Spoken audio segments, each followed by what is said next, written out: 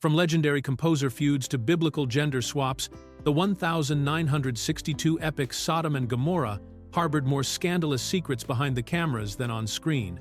This biblically inspired disaster featured everything from bouncing foam rocks to mysterious director departures that remain unsolved today.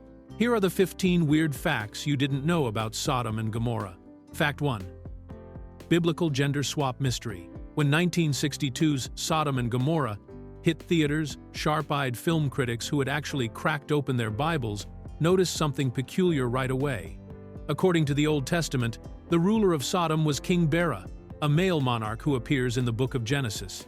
But in Robert Aldrich's epic film, this biblical king had somehow transformed into Queen Bera, played by the striking French actress Anouk Aimée, with absolutely no explanation provided to audiences or the press. This wasn't just a minor detail that slipped through the cracks during production. The gender swap was a deliberate creative decision that fundamentally changed the power dynamics of the story. In the biblical account, King Bera was one of 5 kings who fought against invading armies in the Valley of Siddim. The filmmakers took this relatively minor biblical figure and reinvented the character as a seductive, politically cunning queen who rules the twin cities with an iron fist and questionable morals. The transformation served the movie's dramatic needs perfectly, giving Anouk Aimée a meaty role as the film's primary antagonist. Her Queen Bera became a complex character who uses her sexuality and intelligence to manipulate everyone around her, including her own scheming brother Prince Astaroth, played by Stanley Baker. The Queen's relationship with her female slaves and her brother also allowed the filmmakers to hint at the kind of decadent behavior that supposedly made Sodom infamous without being too explicit for 1962 audiences. What makes this change even more interesting is that the filmmakers never acknowledged it publicly or offered any justification for why they decided to give the biblical king a complete gender makeover. They simply presented Queen Bera as if she had always been the ruler of Sodom, leaving biblical scholars and movie critics to point out the discrepancy on their own. Fact 2. The Sergio Leone Vanishing Act. One of the most enduring mysteries surrounding Sodom and Gomorrah involves the sudden disappearance of a young Italian director who would later become a legend in cinema history. Sergio Leone, who was still several years away from creating his groundbreaking spaghetti westerns like A Fistful of Dollars, was hired by Robert Aldrich to direct the film's second unit photography, which typically handles action sequences, crowd scenes, and establishing shots that don't require the main cast. Leone's involvement in the project made perfect sense from a business perspective, since the film was an international co-production between France, Italy, and the United States. Having an Italian director handle second unit work would help satisfy the requirements for Italian government film subsidies, which were crucial for the project's financing. The arrangement seemed straightforward enough when filming began in January of 1961, but something went wrong during the lengthy 11-month production schedule. At some point during the shoot, Leone simply vanished from the project, leaving behind one of Hollywood's most puzzling mysteries. The official records show that he was no longer working on the film, but they don't reveal whether he walked away voluntarily or was dismissed by the producers. Even decades later, when Leone had become internationally famous for revolutionizing the Western genre, neither he nor anyone else involved with Sodom and Gomorrah ever provided a clear explanation for what happened. The mystery deepened when Leone himself gave conflicting accounts in later interviews. In some versions, he claimed he barely participated in the actual directing and that his name was only used to secure Italian funding. In other accounts, he suggested he had creative differences with the production. What makes this particularly fascinating is that Leone was known throughout his career for being very open about his experiences, both positive and negative, yet he remained unusually evasive whenever asked about his time working on Sodom and Gomorrah. Fact 3. Budget explosion from hell.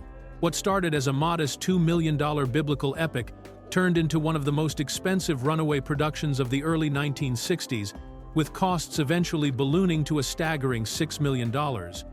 This massive budget explosion made Sodom and Gomorrah a cautionary tale about international co-productions and the dangers of filming in exotic locations without proper financial controls in place.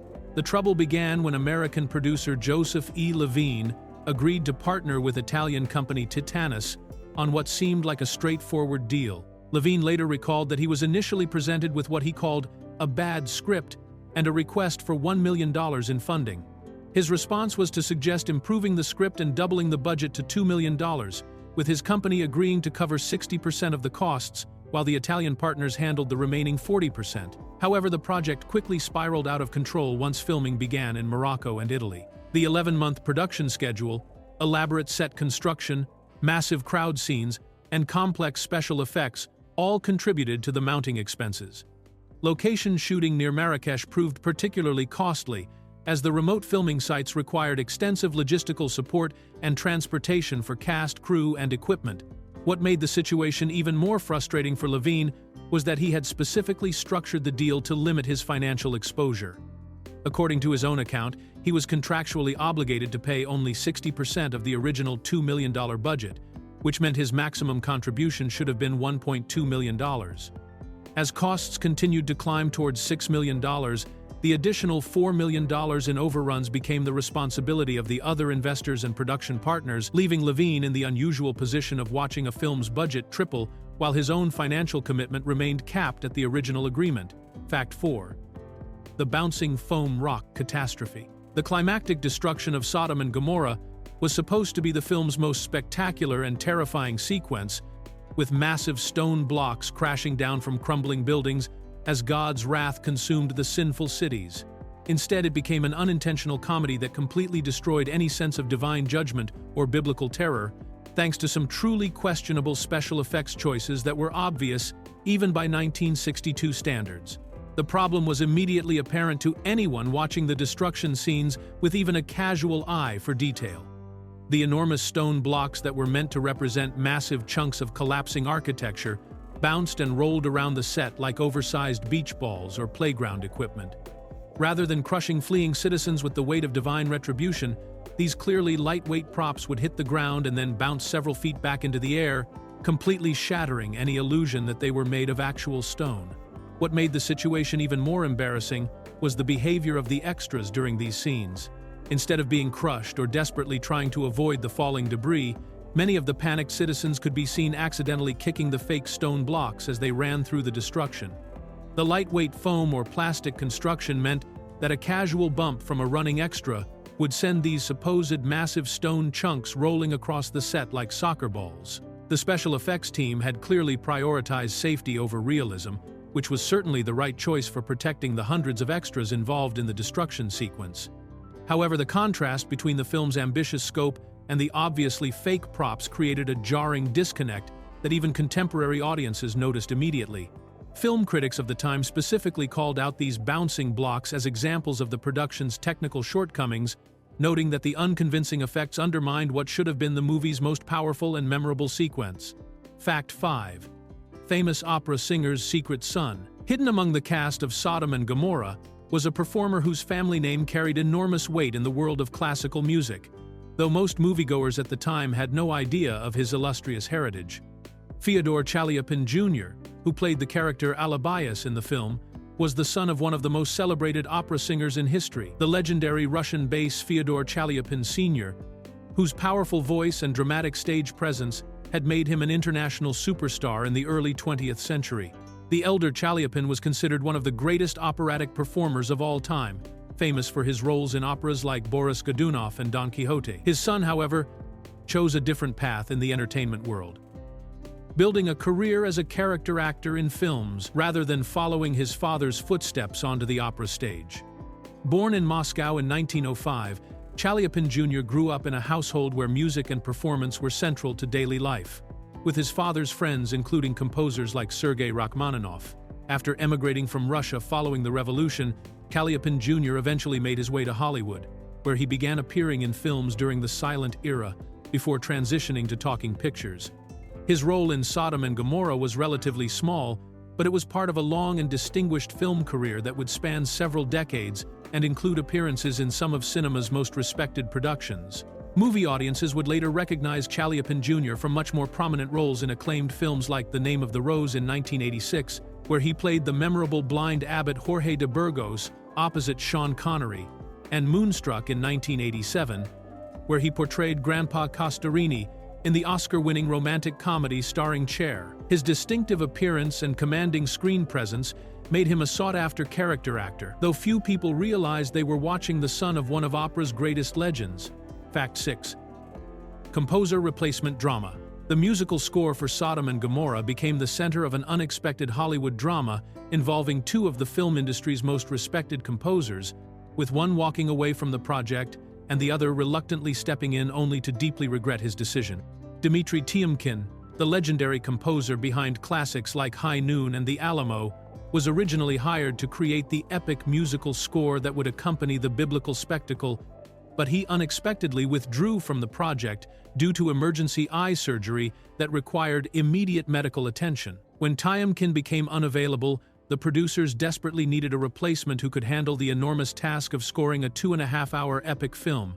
They turned to Miklos Rosa, the Hungarian-born composer, who had already established himself as the master of historical epics with his magnificent scores for films like Ben-Hur, Quo Vadis, and El Cid. Rosa seemed like the perfect choice, given his proven ability to create sweeping, dramatic music that could enhance large-scale biblical and historical productions. However, Rosa quickly discovered that Sodom and Gomorrah was nothing like the prestigious projects he had worked on previously. After agreeing to take over the scoring duties, he became increasingly dismayed by the quality of the film itself. In his autobiography, Rosa was brutally honest about his experience, describing the movie as having very few redeeming qualities, and expressing his belief that it was both tacky and inferior to other biblical epics of the era. The composer found himself in the unfortunate position of having to create nearly 2 hours of music for a film he genuinely disliked, coming off the exhausting experience of completing both El Cid and King of Kings the previous year.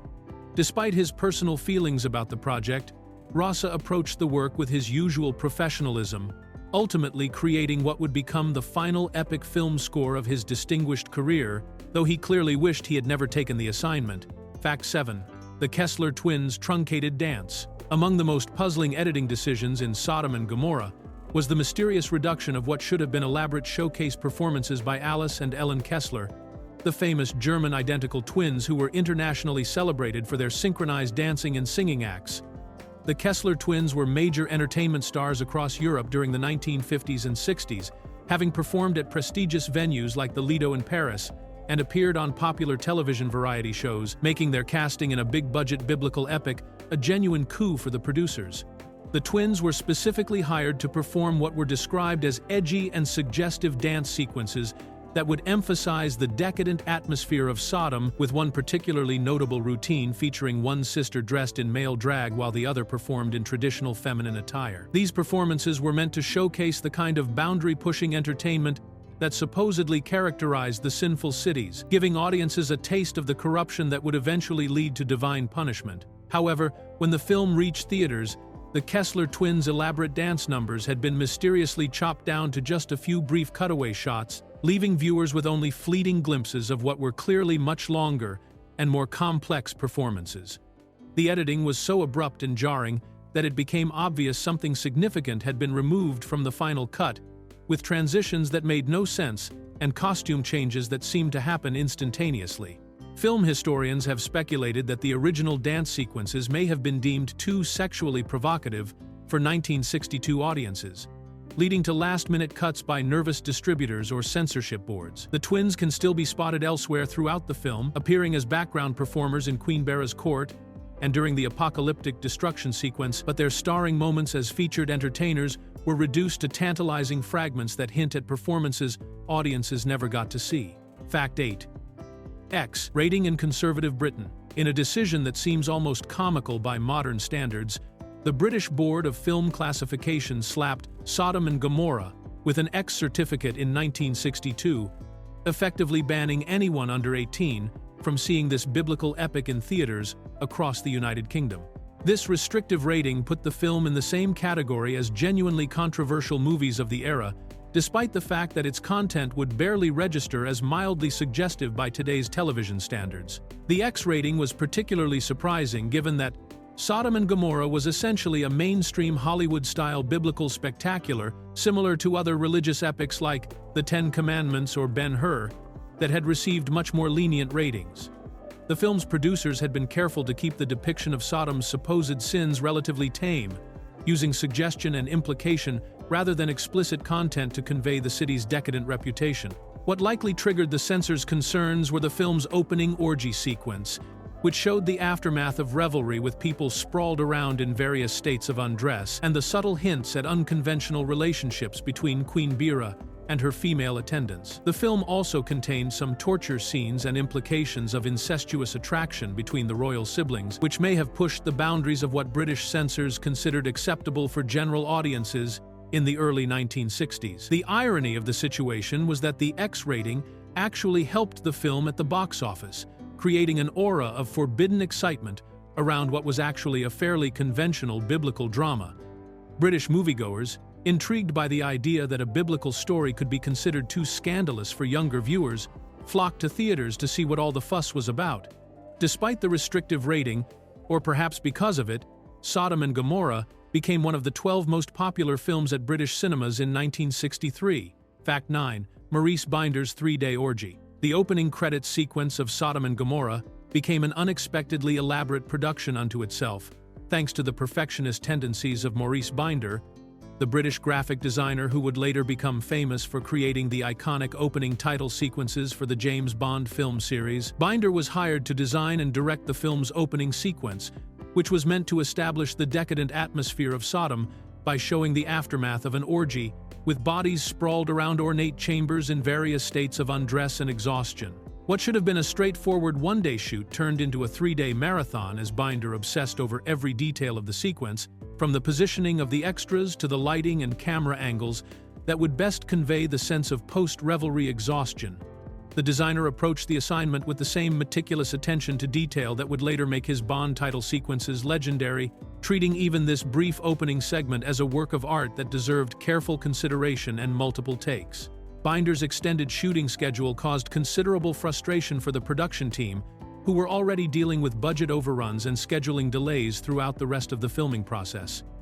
The fact that the credits sequence was taking 3 times longer than planned seemed particularly excessive, especially since the scene was essentially a series of static shots showing people lying around in elaborate costumes and sets. However, Binder's perfectionism ultimately paid off in creating one of the film's most memorable and effective sequences. The opening credits successfully established the mood and setting of ancient Sodom while remaining tasteful enough to pass censorship standards, despite featuring what was essentially an orgy scene.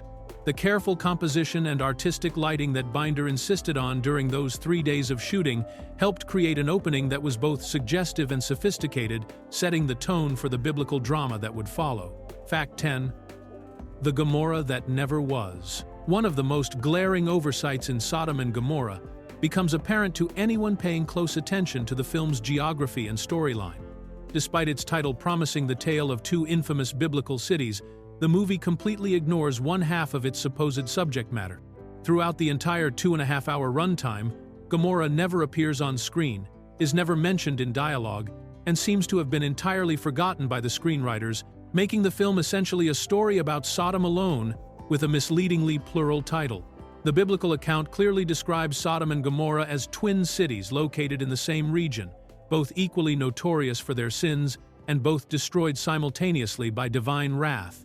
However, the film presents only a single city called Sodom, with no indication that there's a neighboring settlement of equal importance anywhere nearby. Characters consistently refer to the city or Sodom in singular terms, and the political structure revolves around Queen Bera, ruling over what appears to be a single urban center rather than a pair of allied cities. This omission becomes even more puzzling when considering that the film's marketing materials, posters, and international titles all emphasize the Twin Cities concept, promising audiences an epic tale of both Sodom and Gomorrah. French audiences saw Sodome et Gomorrah, while Italian viewers watched Sodoma e Gomorrah, with both titles clearly indicating that 2 cities would feature in the story. The absence of Gomorrah creates some unintentionally amusing moments for viewers familiar with the biblical source material, particularly during the destruction sequence when divine punishment rains down on what the characters treat as a single location. The film's climax shows the annihilation of Sodom without any reference to a second city meeting the same fate, leaving audiences to wonder whether the filmmakers simply forgot about half of their own title, or whether budget constraints forced them to eliminate an entire city from their story. Fact 11. Stuart Granger's shepherd's crook weapon. Stuart Granger faced an unusual challenge when preparing for his role as the Hebrew leader Lot in Sodom and Gomorrah. Learning how to fight convincingly with a shepherd's crook, a curved wooden staff that served as both a symbol of his pastoral leadership and his primary weapon throughout the film's action sequences. While most biblical epic heroes wielded traditional swords, spears, or other conventional weapons, Granger's character needed to remain true to his identity as a shepherd who had reluctantly become a military leader. The shepherd's crook initially seemed like an impractical choice for battle scenes, given its association with peaceful sheep herding rather than combat. However, Granger discovered that the curved staff could be surprisingly versatile in the hands of a skilled fighter, functioning as both a defensive tool for blocking attacks and an offensive weapon capable of striking, hooking, and disarming opponents. The long reach of the staff gave him advantages in certain fighting situations, while the hooked end could be used to trip enemies or pull them off balance. Granger worked extensively with fight choreographers to develop a unique fighting style that would look authentic and effective on screen while remaining true to the character's background as a shepherd rather than a trained warrior. The resulting combat sequences showed Lot using the crook in creative ways, demonstrating how a man of peace could adapt his familiar tool into an instrument of defense when protecting his people from attackers. The shepherd's crook became particularly prominent during Granger's multiple fight scenes, with Stanley Baker's character Astaroth, where the unconventional weapon allowed for distinctive choreography that set these duels apart from typical sword fights seen in other biblical epics. Film critics noted that Granger's skillful handling of the shepherd's crook added an authentic touch to his portrayal, reinforcing the character's humble origins, while proving that even the most peaceful tools could become formidable weapons in desperate circumstances. Fact 12. 11-month production marathon. What should have been a standard film production turned into an endurance test that stretched over an exhausting 11 months of continuous shooting, making Sodom and Gomorrah one of the longest productions in Hollywood history up to that point.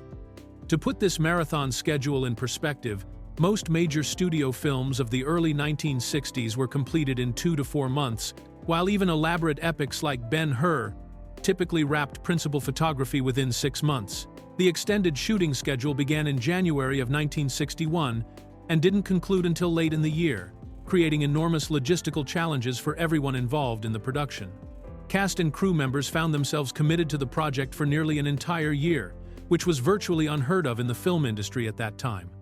This extended commitment created scheduling conflicts for actors who had other projects lined up and placed tremendous strain on the budget as personnel costs accumulated month after month. Several factors contributed to the unusually long production timeline, including the complex international co-production structure that required filming in multiple countries, the elaborate sets that needed to be constructed and then destroyed for the climactic sequences, and the massive crowd scenes that required extensive coordination of thousands of extras. Location shooting in Morocco proved particularly time-consuming, as the remote desert locations presented logistical challenges that slowed down the daily filming pace significantly. The 11-month schedule also reflected the troubled nature of the production, with various creative disagreements, budget disputes, and technical problems causing delays throughout the filming process. Weather conditions in the Moroccan locations sometimes made shooting impossible, while the complex special effects required for the destruction sequences needed multiple attempts to achieve satisfactory results. By the time filming finally wrapped, many of the cast and crew members were physically and emotionally exhausted from what had become an epic ordeal behind the cameras as well as on screen. Fact 13. Rossana Podesta's disappearing act. Italian actress Rossana Podesta, who played Shua, one of Lot's daughters in the film, created a major headache for the production team when she had to leave the project before completing all of her scenes, forcing the filmmakers to get creative with editing tricks and stand-ins to finish her role without her actual presence. Podesta was an established star in Italian cinema, known for her beauty and dramatic abilities, making her departure a significant blow to the production that was already struggling with various other problems. The reasons for Podesta's early exit from the production remain unclear, but her absence forced director Robert Aldrich and his team to employ every trick in the filmmaking book to complete her character's story arc. They used body doubles extensively, carefully positioning stand-ins so that their faces were hidden from the camera while maintaining the illusion that Podesta was still on set. The editing team also had to rely heavily on creative cutaways and reaction shots from other actors to cover for the missing footage. Observant viewers can spot the evidence of this behind-the-scenes drama if they know what to look for during Podesta's later scenes in the film. Her character Shua is often positioned with her back to the camera, exits scenes abruptly for seemingly arbitrary reasons, or appears only in long shots where her face isn't clearly visible. In group scenes, she's frequently placed at the edge of the frame or kept in shadows, allowing the filmmakers to use a double without detection. The production design team at Cinecittà Studios in Rome had to duplicate some of the exterior sets that had been built in Morocco, allowing them to shoot additional scenes with body doubles against matching backgrounds. This creative problem-solving allowed the filmmakers to maintain the continuity of Podesta's character throughout the story, though the careful observer can detect the seams where the original footage ends and the creative substitutions begin, creating an unintentional game for eagle-eyed viewers. Fact 14. The salt mine obsession. The screenwriters of Sodom and Gomorrah invented an entirely fictional economic system centered around salt mining that appears nowhere in the biblical source material, transforming the cities from places of general moral corruption into industrial powerhouses built on the backs of enslaved miners. This creative liberty turned salt into the driving force behind every major plot point in the film, from the city's wealth and power to the political conflicts and even the Hebrew settlement along the Jordan River. In the biblical account, Sodom and Gomorrah are simply described as wicked cities that face divine punishment, with no specific mention of their economic activities or sources of wealth. The original story focuses on moral and spiritual themes rather than industrial or commercial concerns, making the film's obsession with salt mining a completely modern invention designed to give the ancient tale a more concrete economic foundation that audiences could easily understand. The filmmakers used this salt-based economy to create dramatic tension throughout the story, showing thousands of slaves working themselves to death in brutal mining conditions, while their wealthy masters lived in luxury above ground. The salt mines became a symbol of the city's exploitation and cruelty, with scenes of exhausted workers being literally worked to death and their bodies carted away in wagons, creating a visual representation of the moral corruption that would eventually lead to divine retribution. The salt theme even extends to the film's climax, where Lot's wife's transformation into a pillar of salt takes on additional symbolic meaning beyond the biblical account. Instead of being simply a punishment for disobedience, her fate becomes ironically connected to the very substance that had brought wealth and corruption to the cities she couldn't bear to leave behind. This elaborate backstory gave the filmmakers multiple opportunities for dramatic set pieces and moral commentary, even though it required completely rewriting the economic and social structure of the ancient world described in Genesis. Fact 15. Box office success. Despite disaster. In one of the most surprising twists in the entire Sodom and Gomorrah saga, this film that was widely dismissed by critics as a creative and artistic disaster somehow managed to become a genuine box office phenomenon, proving that audiences and critics don't always see eye to eye when it comes to biblical spectacles. Despite receiving harsh reviews that criticized everything from its special effects to its departure from biblical accuracy, the movie became one of the 12 most popular films at British cinemas during 1963. The commercial success wasn't limited to Britain, as the film also became one of Italy's highest-grossing movies for the year ending June 30th, 1963, sharing that distinction with the comedy Il Sorpasso. This strong performance in Italy was particularly noteworthy given that Italian audiences were generally sophisticated about film production, having grown up with the country's thriving domestic cinema industry and being familiar with the behind-the-scenes aspects of movie making. Several factors likely contributed to the film's unexpected commercial appeal, despite its critical drubbing. The controversial X rating in Britain may have actually helped rather than hurt ticket sales, as curious moviegoers wanted to see what could possibly be so scandalous about a biblical story that it required an adults-only certificate.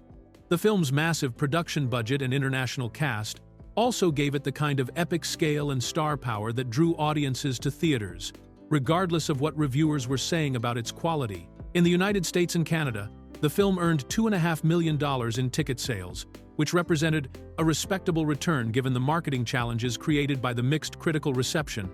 The disconnect between critical opinion and audience response demonstrated that moviegoers in the early 1960s were hungry for large-scale biblical entertainment, even when that entertainment came with obvious flaws and departed significantly from traditional religious storytelling.